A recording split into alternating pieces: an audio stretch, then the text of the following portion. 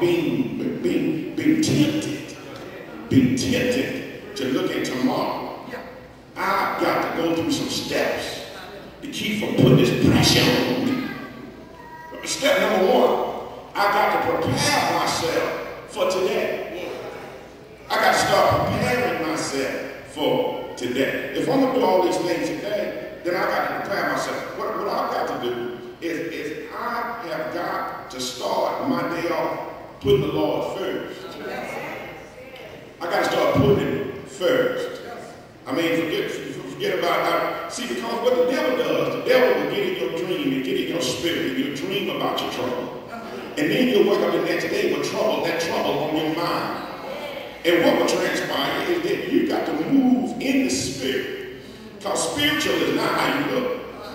Spiritual is not how you dress. Everything that's got to do with your spirit is on the inside. Are you here with me? See, you can't look spiritual.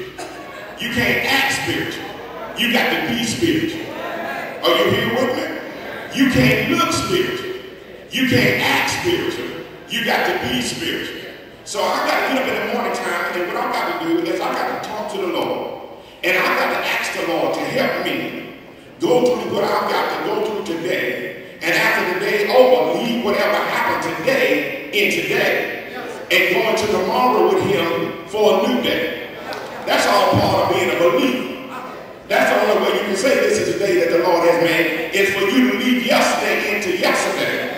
And then work on doing the best you can today. And leave tomorrow up to tomorrow. Are you here with me? I got to prepare myself. And then, number two, I got to concentrate on one simple principle. The simple principle I got to concentrate on is found in 1 Corinthians chapter 12 and in chapter 13, verse 12. 1 Corinthians chapter 13, verse 12.